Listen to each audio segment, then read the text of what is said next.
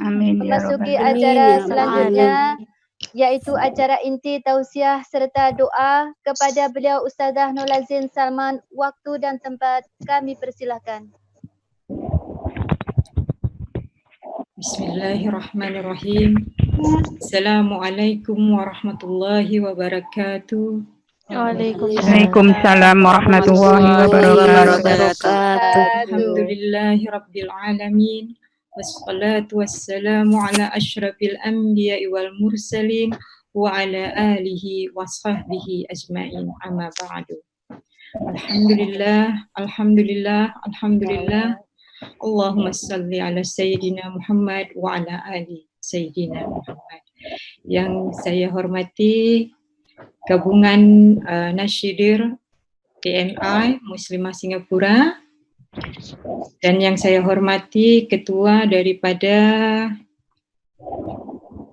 An-Nida yaitu Mbak Rizky Abdullah, dan yang saya hormati Bapak Dafril Sogia daripada staf teknis ketenaga kerjaan KBRI Singapura. Terima kasih Bapak sudah mention tentang saya tadi.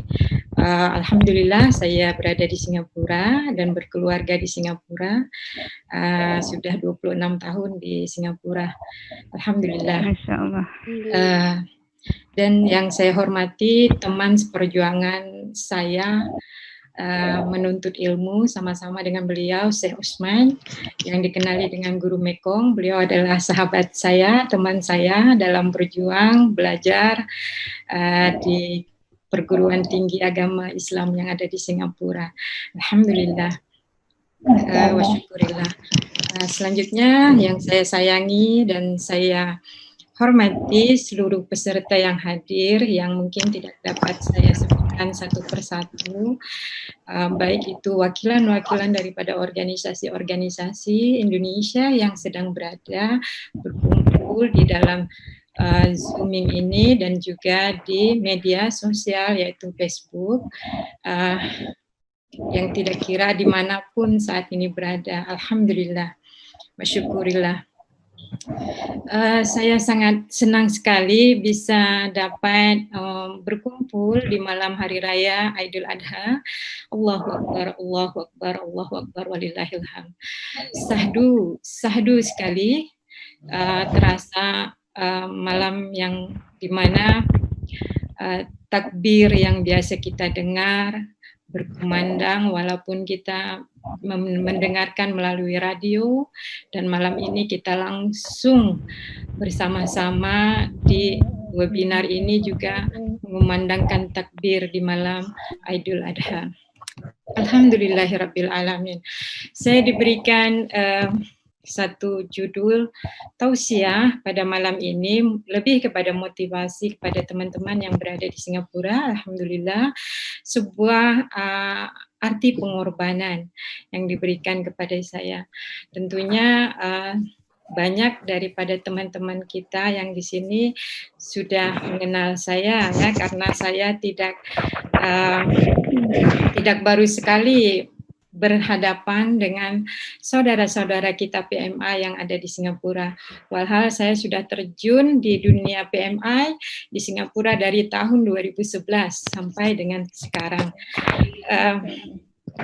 Saya juga langsung waktu itu kerjasamanya LP3I dengan Muhammadiyah Islamic College, sehingga saya juga menangani dalam artian bekerja di sana di Muhammadiyah waktu itu, dan sebagian PMI kita ada yang belajar di sana dan mengupgrade knowledge mereka sampai mereka mendapatkan diploma di sana ya.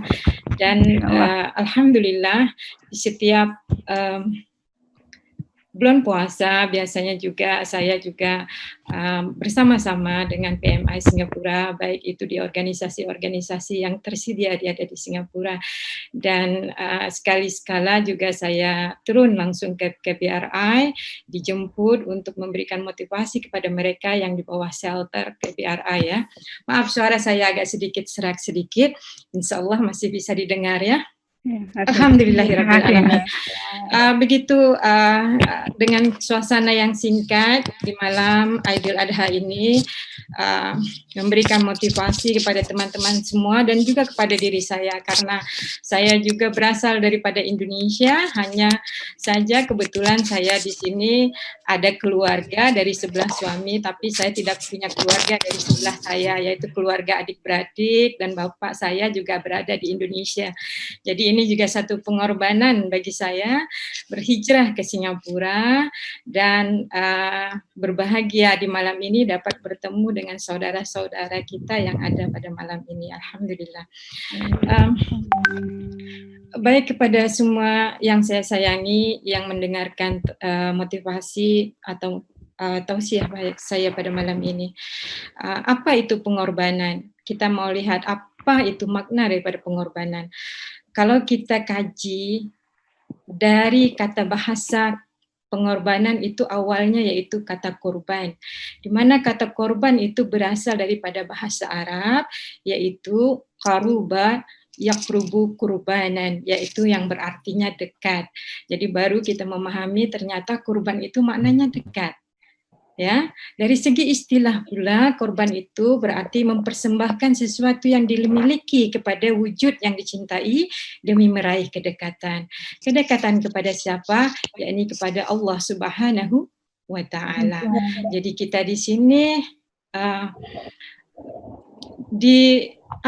maksudnya tuh kita memberikan diri kita, mendekatkan diri kita, mengorbankan diri kita kepada Allah Subhanahu wa taala. Tentunya dalam bentuk apa? Sesuai dengan Aidil Adha, yaitu hari raya kurban. Saya artikan salah satu surah di surah At-Taubah, yaitu ayat 99, yang mana maknanya, dan di antara orang-orang Arab gurun itu ada yang beriman kepada Allah pada hari kemudian dan menganggap apa yang dinafkahkan itu sebagai sarana untuk mendekatkan diri kepada Allah dan sebagai penarik doa-doa Rasul. Ingatlah, memang itulah salah satu jalan bagi mereka untuk mendekatkan diri kepada Allah. Allah pasti akan segera memasukkan mereka ke dalam rangkuman rahmat-Nya. Sesungguhnya Allah Maha Pengampun lagi Maha Penyayang. Kalau kita lihat daripada ayat-ayat tersebut menyatakan bahwasanya tidak lepas kita daripada cerita Nabi Ibrahim dan Ismail, ya, alaihi salam, di mana Nabi Ibrahim dan Nabi Ismail alaihi salam adalah salah satu Nabi Allah dan Rasul Allah yang menjadi contoh untuk kita teladani dari segi pengorbanan beliau berdua. Allah sebenarnya tidak memerlukan pengorbanan daripada kita, sama seperti ketika melaksanakan sholat. Apakah sholat itu untuk kita atau untuk Allah? Tapi sebenarnya untuk kita. Karena Allah sebenarnya tidak membutuhkan sholat kita. Sholat itu untuk kita. Korban itu juga untuk kita. Jadi kita melaksanakan korban hanya untuk kita mencari keridaan Allah Subhanahu wa taala. Dan selanjutnya kita mencari rahmat, ya, meraih manfaat daripada pengorbanan. Pengorbanan tidak hanya dari segi mengorbankan satu hewan di bulan raya haji, tetapi pengorbanan boleh menjadikan bentuk seperti harta, ya, waktu, tenaga, pemikiran, dan bahkan nyawa sekalipun. Kenapa kita mengatakan nyawa? Berbalik kita cerita kepada Nabi Ibrahim alaihissalam. Nabi Ibrahim ketika dia berumah tangga dengan Siti Sarah, lalu tidak mempunyai anak, lalu dia menikah lagi dengan Siti Hajar. Ketika umur Nabi Ibrahim 86 tahun, barulah Allah menitipkan amanah, yaitu anaknya Nabi Ismail melalui istrinya Siti Hajar. Bayangkan ketika umur Nabi Ibrahim 86 tahun baru memiliki anak, yaitu Nabi Ismail. Walhal ketika beliau memiliki anak, beliau diperintahkan lagi oleh Allah untuk membawa istri dan anaknya ke gurun, di mana gurun itu adalah di daerah Mekah pada masa itu. Mekah pada masa itu tandus, tidak ada pepohonan, tidak ada kehidupan, yang hanya ada gunung Safa dan Marwah. Kenapa masa itu tidak ada kehidupan di sana? Karena berjalannya waktu dari zaman Nabi Adam sampai ke Nabi Nuh terjadi gelombang, yaitu gelombang seperti tsunami ya, sehingga menutup kesemuanya. Bahkan Ka'bah yang sebelumnya sudah ada di zamannya Nabi Adam tenggelam oleh banjir pada masa itu, sehingga tidak kelihatan lagi yang namanya kota Makkah tersebut. Ketika Nabi Ibrahim dari Palestina membawa istrinya Siti Hajar bersama anaknya Ismail, dan anak itu dalam keadaan sangat baik sekali, lalu dibawalah sampailah dia di antara Gunung Safa dan Marwah. Nabi Ibrahim meninggalkan mereka berdua. Bayangkan, Masya Allah, Subhanallah. Seorang ibu dan seorang bayi, dan membawa bekal yang sangat sedikit. Bahkan air yang dibawa pun tidak mencukupi untuk hidup di gurun pasir tersebut. Lalu Nabi Ibrahim meninggalkan Siti Hajar dan anaknya tanpa menoleh lagi ke belakang. Dipanggil oleh Siti Hajar 3 kali. Wahai suamiku, benarkah apa yang engkau lakukan terhadapku dan anakmu? Seperti itulah bahasanya. Lalu Nabi Ibrahim tidak menjawab dengan meneteskan air mata. Dia tetap berjalan meninggalkan istri dan anaknya. Selanjutnya, istrinya bertanya lagi, wahai Ibrahim, benarkah ini? Apakah benar kami ditinggalkan di sini berdua? Bahkan keadaan di sini sangat tidak layak untuk kehidupan. Nabi Ibrahim berjalan lagi tanpa menoleh kepada istri dan anaknya dalam keadaan meneteskan air mata. Bahkan di kali ketiga, disinilah letaknya keimanan seseorang. Siti Hajar diberikan Allah kecerdasan. Nabi Ibrahim dan Nabi Ismail juga seorang hamba pilihan Allah yang diberikan kecerdasan oleh Allah. Kenapa Allah memberikan kecerdasan kepada orang-orang pilihan tersebut? Karena kalau dipikir-pikir secara logika tidak bisa dibenturkan dengan wahyu Allah Subhanahu wa Ta'ala. Perintah Allah kepada Nabi Ibrahim untuk meninggalkan istri dan anaknya di gurun yang mana di sana tidak ada punya kehidupan sama sekali. Bayangkan pengorbanan yang diberikan terhadap Nabi Ibrahim alaihissalam. Umur 86 tahun, lalu diberikan perintah oleh Allah Subhanahu wa Ta'ala untuk meninggalkan istrinya di tengah-tengah gurun pasir. Dan karena keridaannya terhadap Allah, dia reda, dia ikhlas, dia lakukan. Ini salah satu di mana tadi disebut dengan korban. Dekat kepada Allah, mendekatkan diri dan memberikan apa yang dikorbankan untuk dirinya kepada Allah Subhanahu wa Ta'ala. Apa yang terjadi setelah itu? Kata Siti Hajar, jika ini adalah perintah dari Ilahi Rabbi, saya reda. Nabi Ibrahim tetap tidak mau menoleh ke belakang. Dia berjalan terus sampai pungguknya tidak kelihatan lagi oleh Siti Hajar radhiyallahu anha. Lalu Bunda Siti Hajar membawa anaknya, lalu dibaringkan anaknya di pasir. Pada saat itu ingin mencari air tidak ada, air persediaan yang ada pun sudah habis, sehingga berlari kecillah Siti Hajar naik ke Gunung Safa dan mencari, karena bayangan di hari panas biasanya gelombang seakan-akan kelihatan seperti air. Lalu ketika sudah naik di atas Gunung Safa, dia melihat, oh tidak ada air di sini. Lalu dilihatnya, seakan-akan ada air di Gunung Marwah. Berlari kecillah lagi Siti Hajar menuju Gunung Marwah. Lalu di sana pun tidak ada juga air. Sampai 7 kali ulang-alik Siti Hajar, sehingga ketika dia berhenti di hadapan Ismail, lalu kelihatan mata air yang sedang keluar di ujung kakinya Nabi Ismail. Dari cerita para ulama ada 2 pendapat, sama ada ketika hentakan tumit Nabi Ismail mengeluarkan air yang dibantu oleh Allah Subhanahu wa Ta'ala, dan sebagian menceritakan bahwasanya malaikat Jibril turun menghentakkan untuk mengeluarkan air. Lalu Siti Hajar membuat bendungan sehingga mengumpulkan air Zam-Zam tersebut, sehingga lalu dengan berkata Zam-Zam, Zam-Zam, Zam-Zam. Zamzam bukan dari kata bahasa Arab, tetapi Zamzam berasal dari kata Palestina, dari bahasa Palestina. Karena Siti Hajar berasal daripada Palestina. Sehingga yang artinya berkumpul.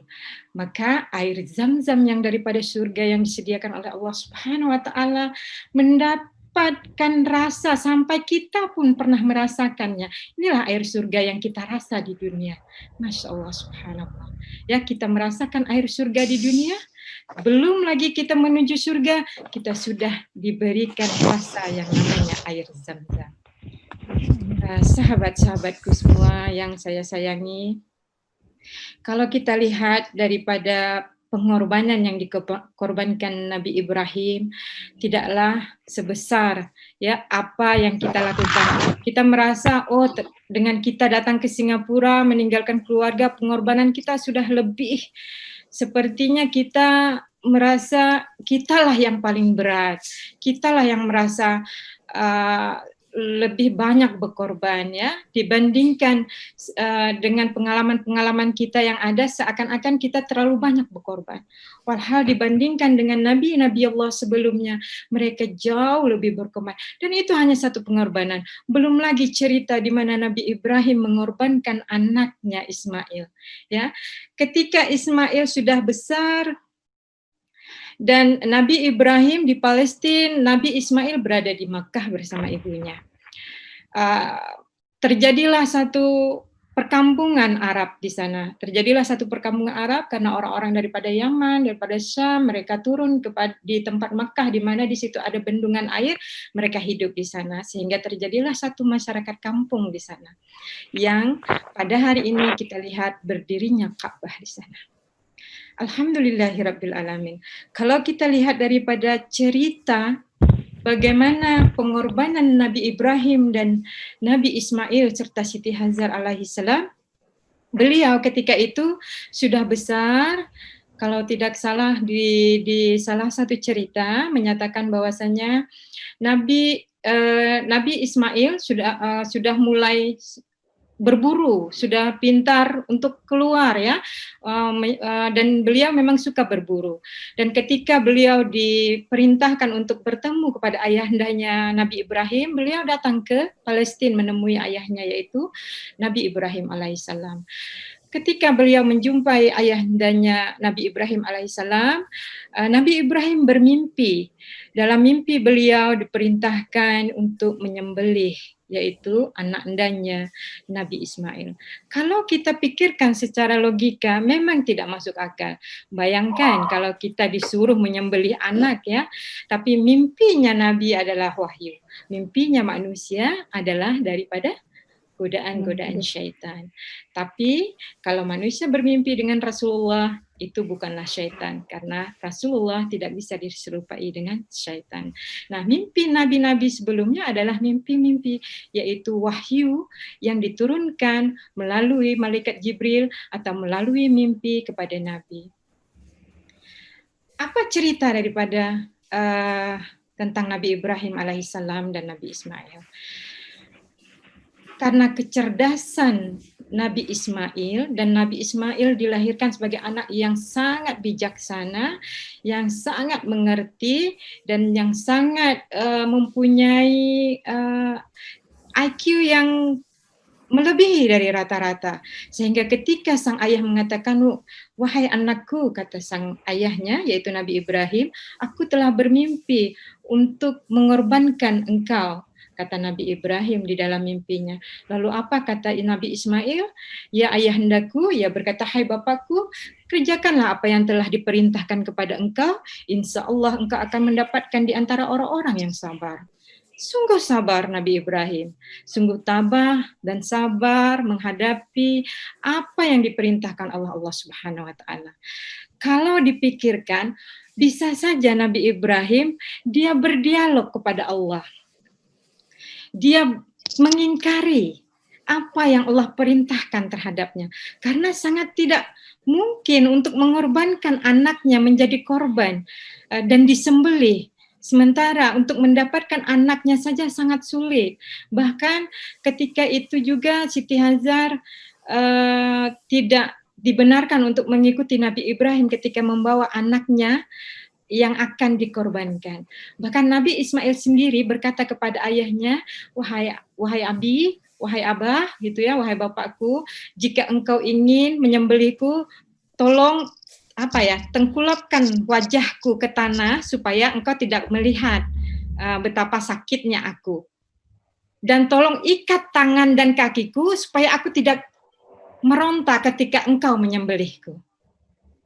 Dan tolong ya Abi, angkat kain daripada tanganmu ke atas supaya darah percikan daripada sembelihan nanti tidak mengena bajumu, dan ketika engkau pulang menghadap ibunda Siti Hajar, ibunda tidak melihat darah di bajumu, darahku di bajumu. Begitu hebatnya, begitu bijaksananya, begitu halimnya Nabi Ismail alaihissalam. Dan dari cerita ini, ketika Ibrahim mengangkat tangan untuk menyembelih Ismail, malaikat Jibril menahan tangannya Nabi Ibrahim, lalu digantikanlah domba untuk menjadi korban pada saat itu. Mungkinkah? Ya, mungkin sekali. Tidak bisa diterima akalkah?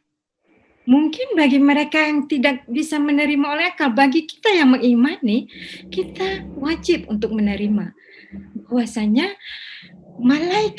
malaikat Jibril mempunyai 600 sayap. Dari 600 sayap malaikat Jibril bisa menutup antara langit dan bumi.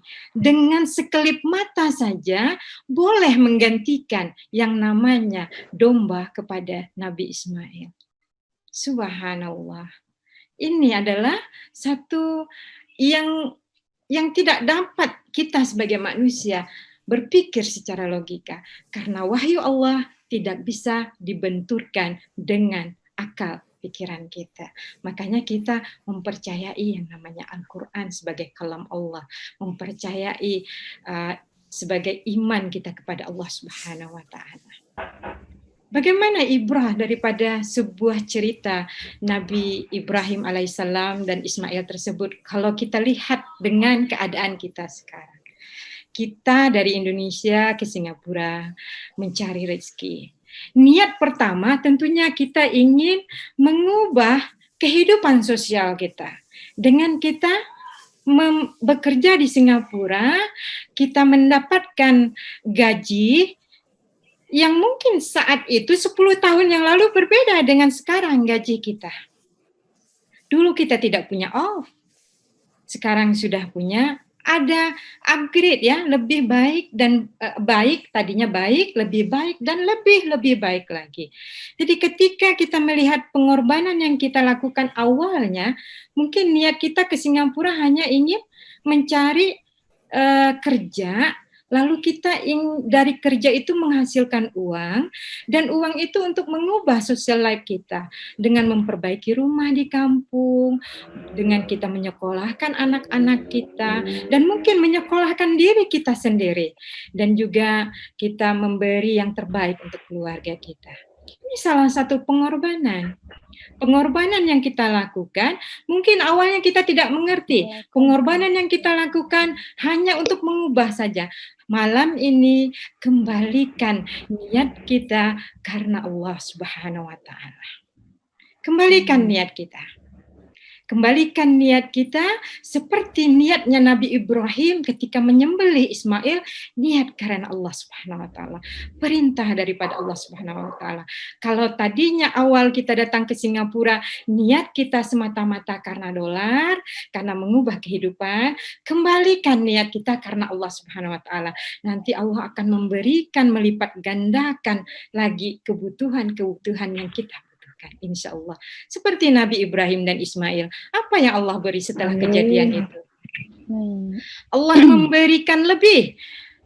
Lalu lahirlah Ishak, yaitu saudaranya Nabi Ismail. Ya, jadi Ishak dan Ismail yaitu saudara sebapak kepada Nabi Ismail, yaitu bapaknya Nabi Ibrahim. Ya, jadi Nabi Ibrahim dikenal sebagai bapaknya nabi-nabi. Kenapa? Dua-dua anaknya diangkat oleh Allah menjadi nabi dan rasul. Subhanallah. Inilah kelebihan daripada apa yang diperintahkan oleh Allah kepada Nabi Ibrahim dan dia mengikuti perintah Allah tersebut. Lalu kembali kepada hikmah yang harus kita ambil. Kita datang ke Singapura dengan keadaan yang pertama-tama kita tidak niatkan karena Allah, kembalikan malam ini kita niatkan karena Allah Subhanahu wa taala. Kedua, dengan situasi COVID-19 sekarang, kita berkorban untuk tidak pulang ke negeri kita.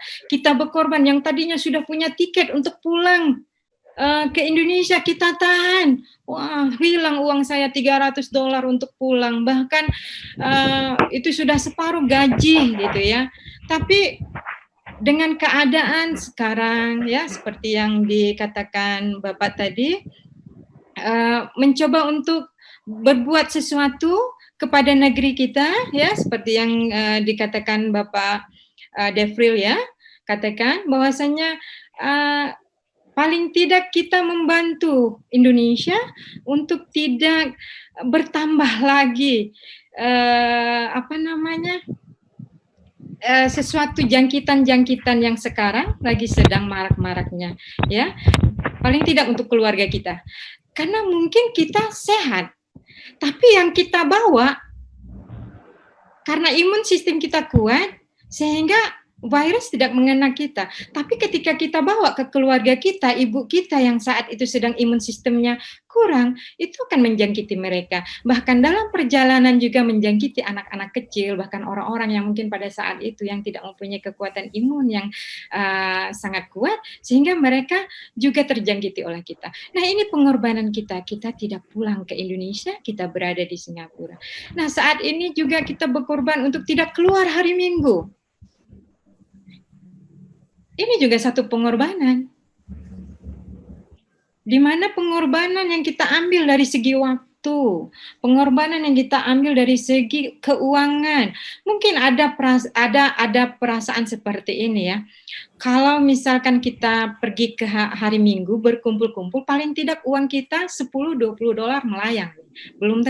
Belum lagi kalau kita lihat barang-barang yang menurut kita murah nih pada saat itu, lalu kita beli, ya kan? Nah, sebagai kepuasan ya, itu sebenarnya lumrah, ya memang lumrah ya, hal-hal yang menarik oleh mata kita, apalagi saat kita belum makan nih keluar dari rumah majikan, lalu kita lewat, ada yang sale, itu duluan itu kita ambil. Berbeda kalau kita sudah makan siang, mau jalan, udah kenyang, udah malas gitu, paling chit-chat sama teman-teman ya. Tapi sekarang hal itu tidak sama lagi, perubahan itu sudah berubah, dan kita juga harus merubah diri kita. Nah, ini satu pengorbanan. Jadi perubahan yang tadinya kita lakukan secara sudah biasa, lalu menjadi tidak biasa, hal-hal yang baru menjadi biasa, yaitu new normal, kita lakukan. Ketika kita melakukan, itu juga satu pengorbanan. Ini yang disebut dengan arti sebuah pengorbanan. Bagaimana roh pengorbanan itu bisa hadir dalam kehidupan kita? Melalui taufik, yaitu sikap keputusan untuk berkorban tadi. Kita berkorban untuk tidak pulang, kita berkorban untuk tidak bergerumbul ya. Selain daripada 5 orang yang diberikan, kita tidak melakukan distancing misalkan. Nah, tapi kalau kita melakukan, ini merupakan taufik ya, merupakan pengorbanan yang kita dapat daripada roh pengorbanan itu sendiri. Lalu hikmat, bagaimana hikmat? Pengorbanan semata-mata bertujuan menghikmati, bukan mengharapkan imbalan atau dihikmati. Kita bekerja di majikan, ya, kita berhikmat, ya. Tapi hikmat yang kita berikan bukan kita menginginkan imbalan yang lebih. Kita sudah ada hadnya ya, kita sudah sign agreement, kita sudah tahu gaji kita segini ditetapkan. Tapi ketika kita berhikmat dengan ikhlas, biarkan ikhlas menjadi kerjanya, yaitu dapat pahalanya daripada Allah Subhanahu wa taala. Biarkan Allah nanti yang membantu kita untuk kita misalkan mendapat bonus kah atau apakah. Tapi ketika kita melakukan hikmat kita jangan semata-mata untuk mendapatkan imbalan yang lebih daripada apa yang sudah kita dapat. Dan selanjutnya ruh taat ya. Taat tahu kan taat ya? Taat seperti mengikut. Kalau kita bekerja dengan majikan, kita taat kepada majikan. Selagi taat kita tidak dalam urusan iman dan Islam kita. Go ahead, lakukan. Kalau mau dibilang, wah ini cari muka nih, nggak usah peduli dari apa kata-kata seperti itu ya. Kita melakukan hal yang terbaik untuk kita. Kita happy, kita senang, kita lakukan, dan kita berusaha untuk melakukan yang terbaik yang diberikan oleh majikan kita. Wah, kalau misalkan gini, saya selalu bilang kepada murid-murid saya, seorang pelajar kerjanya ya belajar, seorang guru kerjanya mengajar, seorang officer kerjanya, seorang officer dia bekerja di office ya. Ketika kita bekerja sebagai di rumah tangga ya, kerja kita bagian rumah tangga dan kita harus bertanggung jawab dengan kerja kita. Nah, jangan kita buat kita bekerja, misalkan nih saya bekerja mengajar. Tapi ketika saya mengajar, saya tidak lakukan mengajar saya, misalkan chit-chat atau buka handphone, buka Facebook. Nah, ini bukan satu tanggung jawab, bukan orang yang bertanggung jawab terhadap pekerjaan yang diberi. Nah, ketika kita diberikan tanggung jawab, kita harus taat kepada apa yang diberikan kepada kita. Ruh loyal ya, kita harus loyal. Wah, Bu Nola, saya sudah loyal sekali. Ya, loyal dalam artian apa? Loyal dalam pekerjaan. Kalau saya itu sampai jam 8, Bu, tapi diberi perintah sampai jam 11, 12, jam 1 baru tidur, gitu kan. Nah, kita harus menyadari di mana kita tinggal, ya. Tempat kita tinggal bersama majikan. Loyalitas kita terhadap majikan. Kita sebelumnya juga kita harus berbicara baik-baik dengan majikan, ya kan, tentunya ada up and down, biasa manusiawi itu. Tapi apa yang kita lakukan adalah loyalitas kita sebagai pekerja. Dimanapun kita bekerja, apapun pekerjaan kita dan dalam bentuk apapun pekerjaan, ini adalah roh dari satu pengorbanan. Dan seterusnya, fakirana, yaitu hidup sederhana. Kita tahu kita bekerja, gaji kita segini. Jangan kita melebihi had gaji kita untuk dari segi pengeluaran. Nah, ini penting. Kita harus punya manage ya, financial management. Kita datang ke Singapura niatnya kembalikan lagi karena Allah. Kedua, catat apa yang kalian mau, catat itu. Seperti apa yang tadi Bapak katakan, pulang naik haji, catat itu, jangan letak di otak, karena kalau kita letak di pikiran kita akan hilang. Buat satu tulisan, sebanyak apapun mimpimu, sebanyak apapun keinginanmu, catat. Mau 10, 20, 30, bahkan sampai 100 catat. Mau punya rumah 1, nomor 2, mau kawin yang belum menikah masih jomblo, silahkan catat kriteria laki-lakinya, cowoknya tinggi, gedebak, ini semua ya, itu silahkan catat. Mau punya uang, saya punya target nih 2 tahun ini di Singapura, misal kontrak saya habis, saya sudah 5 tahun nih di Singapura, nggak punya apa-apa, tapi saya sudah buat rumah loh. Rumah yang tadi punya keinginan belum dicatat, malam ini catat, di highlight.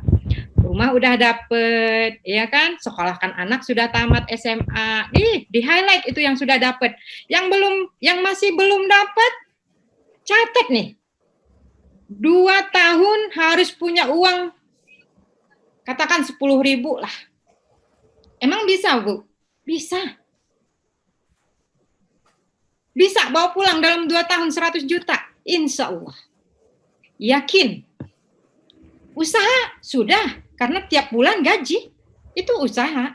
Bukan usaha sambilan ya, usaha sambilan nggak boleh di Singapura. Usaha sambilan kita kerja, gaji kita dari majikan, lalu kita cari lagi uang dengan jualan bakso, misalkan dijual di luar, itu nggak boleh. Itu bukan usaha. Itu namanya nanti mengorbankan diri kita dalam korban yang sekorban-korbannya. Nggak boleh itu. Nah, kita mengorbankan diri kita dalam kehidupan yang sangat sederhana. Buat target 1 bulan, saya harus habisnya $50 nih. Karena makan, minum, semua kita udah disediain. Keluar kita udah nggak, setiap minggu udah nggak keluar lagi nih.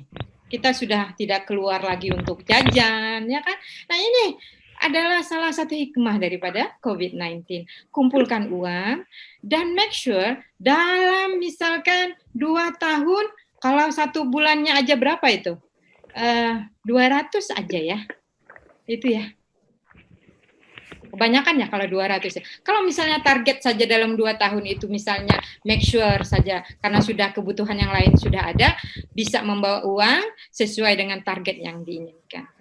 Dulu waktu tahun berapa itu saya pernah kasih financial management ke student saya dan alhamdulillah berhasil. Dan ketika pulang dia buat satu usaha dan alhamdulillah kebanyakan mereka berhasil dari usaha-usaha mereka. Nah, dari mulai sekarang catat mimpi-mimpi kalian dan buat target sampai di mana. Ya itu kan. Ini yang penting. Seterusnya sabar. Nabi Ibrahim adalah orang yang paling sabar yang diberikan oleh Allah cobaan, yaitu dengan mengorbankan anaknya. Lalu kesabaran kita di mana? Hanya karena majikan kita monyong hari ini kita udah 1 harian lemes banget itu apa ya bahasanya gitu ya kalau bilang kan sebel deh gitu ya, sebel deh kita mau buat kerja dimonyong-monyongi. Walau kita sendiri secara psikologisnya juga kita juga punya dalam 1 bulan itu ada swing mood-nya gitu kan, ada swing mood-nya, kadang-kadang baik, kadang-kadang tidak. Ya begitu juga majikan kita. Tapi karena kita menumpang, karena kita bekerja dengan mereka, kita jauh lebih mengedepankan sabar kita. Seterusnya memiliki ikhlas ya. Ikhlas sangat penting sekali dari segi semua runtunan kehidupan. Ikhlas sangat penting ya, di mana kita harus memiliki kerelaan, tidak ada penyesalan. Kenapa ya saya dulu begini, kenapa ya saya dulu begitu ya. Wah, kalau baru sekarang saya dengar Ustazah Nola nih suruh nyimpen segini, wah saya nyesal dulu itu tak nyimpan. Tidak, yang dulu biarkan yang dulu terjadi ya. Yang sekarang dihadapi untuk yang akan datang. Karena kita sudah tidak sama lagi seperti yang dulu. Kita sekarang di era yang sekarang, di mana eranya sangat berbeda sekali dengan yang dulu-dulu ya. Jadi ikhlas merupakan kunci yang penting dari runtunan segala sesuatu amal yang kita niatkan ya. Tentunya terakhir ruh daripada pengorbanan yaitu doa. Kita punya anak jauh, kita punya ibu jauh, apalagi punya suami. Mikir kan, nggak pulang, suami selingkuh, ya kan? Nggak pulang juga selingkuh, gitu kan? Ini kenapa? Ini yang mana yang punya suami? Jangankan yang jauh, yang dekat aja bisa seperti itu, apalagi yang jauh. Maaf ya bapak-bapak yang ada di sini hadir. Ya maaf ya Syekh, ya, biasalah laki-laki kan memang diciptakan memang seperti itu. Jadi kita sebagai perempuan ya kan ini harus bisa memahami. Oh berarti Bu Nola agree nih poligami, ini bukan topik poligami. Tapi di sini saya menjelaskan bahwasanya kekuatan kita yaitu doa ya. Doa anak kita yang jauh, kita yakin, kita titipkan kepada Allah, kita minta jaga kepada Allah, dan kita positive thinking di Singapura. Insya Allah anak kita dijaga.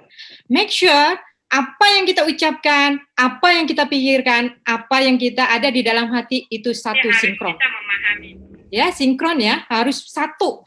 Kalau misalnya ucapan kita, anak saya sehat. Otak kita, pikiran kita bicara, anak kita sehat.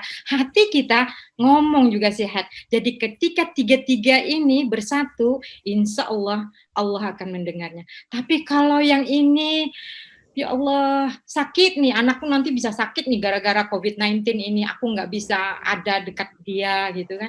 Sementara mulutnya ngomong juga gitu kan, pikirannya juga ikut. Jadi semua mendoakan akhirnya 100% terjadi. Tapi bagaimana sekarang kalau misalkan ada anak kita yang sudah sakit, misalnya dalam keadaan sakit sekarang, atau ibu atau suami kita, tetap dengan doa ya, tapi kembalikan lagi apa yang kita pikirkan, apa yang kita ucapkan, apa yang dekat dalam hati kita harus sama ya, harus sama. Ini penting. Saya selalu tekankan di sini. Kalau misalkan ini ya, kalau dalam pembelajaran tentang minded ya, maksudnya pemikiran alam bawah sadar alam bawah sadar itu ada di dalam diri kita. Itu sebanyak 70%. Apa yang kita ucapkan itu hanya 30%. Jadi kalau dalam hati kita lebih banyak negatif, itu yang akan keluar. Karena yang kita ucapkan tidak sebesar apa yang ada di dalam hati kita. Maka hati-hati dengan hati kita yang selalu mengucapkan atau berkata-kata atau berkeinginan yang negatif. Jadi selalu berpikiran positif, selalu thinking positively, terus selalu mengutarakan hal-hal yang positif. Maka akan mendapat hal-hal kebaikan. Ini yang sangat penting untuk motivasi daripada ruh korban, pengorbanan malam hari ini. Alhamdulillahirrabbilalamin. Mungkin sampai di sini saja yang ingin saya sampaikan. Apakah ini sudah melebihi daripada waktunya? Semoga kita semua dapat mengambil hikmah daripada Hari Raya Idul Adha. Jadikan Hari Raya Kurban ini menjadikan kita ikhlas. Semoga amal ibadah kita juga diterima oleh Allah Subhanahu wa Ta'ala, dan pengorbanan yang kita korbankan juga diterima oleh Allah menjadi amal ibadah bagi kita. Ini yang sangat penting sekali ya. Untuk teman-teman yang ada di Singapura, jangan bersedih. Tetap berdoa, karena doa adalah kunci daripada segalanya. Untuk anak adalah doa, untuk ibu juga doa, untuk suami juga doa, dan untuk diri sendiri juga doa. Karena doa membawa kepada kebaikan. Bahkan ketika ibu meninggal, hanya doa anak yang soleh dan solehah yang tertinggal. Jadi doa adalah kunci kesuksesan bagi kita. Bangun tidur doa, mau tidur doa, buat kerja doa, semuanya doa. Jangan lupa, ketika kita bertemu siapapun, kita berdoa. Berdoa dalam hati dengan senyum. Senyum adalah sedekah. Doa merupakan pahala menuju kesuksesan. Jadi kita jumpa teman, bahkan jumpa siapa saja, lakukan doa. Jumpa kucing pun, ya Allah, ya Rabbi, mudahan kucing ini sehat nih. Nggak ada teman rumahnya, siapa yang kasih makan di luar. Hei kucing, cat, mudah-mudahan kamu dapat rezeki. Doain juga, binatang-binatang didoain. Pohon-pohon juga didoain, karena mereka living things. Mudah-mudahan pohon ini nggak mati, subur selalu gitu. Ya kan? Doakan diri kita dan doakan orang-orang di sekitar kita. Nah, ini adalah kunci daripada segala pengorbanan yang kita lakukan. Alhamdulillah, cukup sampai di sini apa yang ingin saya sampaikan. Insya Allah mudah-mudahan dapat dipahami. Segala kebaikan datangnya dari Allah. Salah dan khilaf, saya mohon maaf yang sebesar-besarnya. Assalamualaikum warahmatullahi wabarakatuh. Waalaikumsalam warahmatullahi wabarakatuh. Saya lanjutkan dengan doa ya. Ya, Ustazah. Ya, baik. Bismillahirrahmanirrahim. Alhamdulillahirrabbilalamin. Kita membacakan Al-Fatihah sama-sama.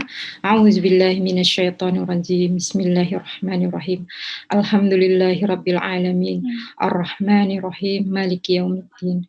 Iyyaka na'budu wa iyyaka nasta'in. Ihdinas siratal mustaqim. Siratal ladzina an'amta 'alaihim ghairil maghdubi 'alaihim waladdallin. Amin.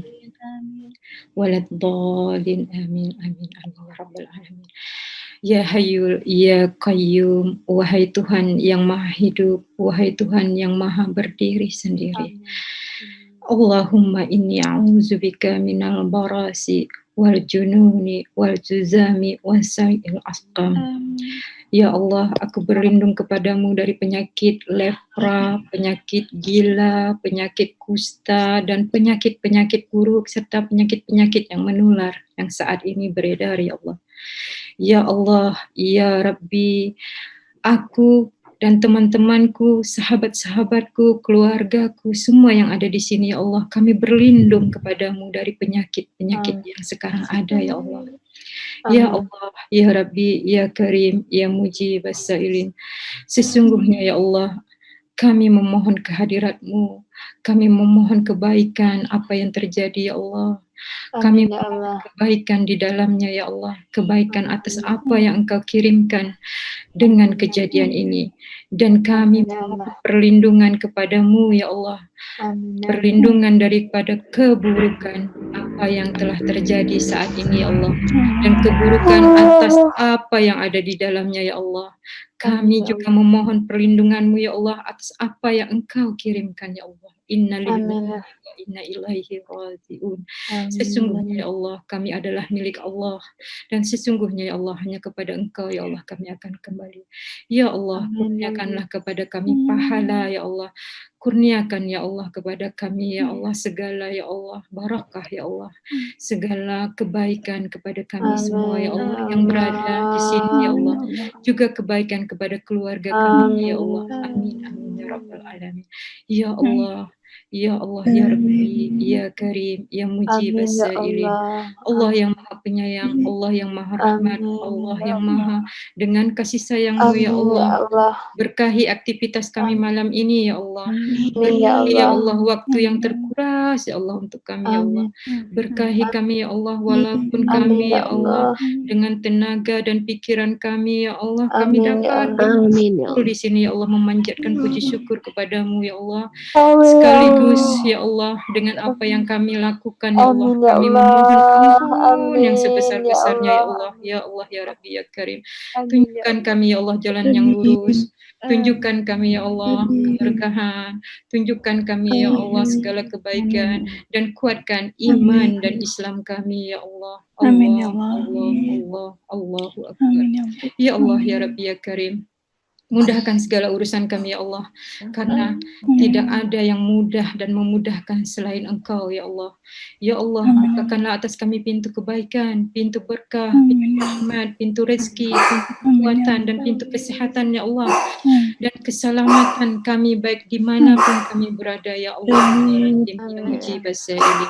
Ya Allah, kami berlindung ya Allah daripada keraguan-raguan hati kami ya Allah. Segala duka cita kami ya Allah, segala keresahan kami ya Allah, dan segala sifat lemah malas kami ya Allah. Ya Allah ya Rabbi, curahkan kesabaran kepada kami ya Allah. Teguhkan pendirian kami terhadap cobaan dan kebenaran ya Allah. Amin ya Allah. Berikan kami kesabaran ya Allah. Kuatkan kami ya Allah dalam ikhlas menjalani kehidupan kami sehari-hari Amin ya ya. Allah. Ya Allah ya Rabbi, terima segala amal ibadah kurban kami ya Allah. Terima segala hidayah yang Amin Kau ya berikan Allah. kepada kami, yaitu iman dan Islam kami ya Allah. Ya Amin Rabbi. ya Allah. Ya Allah ya Rabbi, ya Allah ya Rabbi. Amin ya.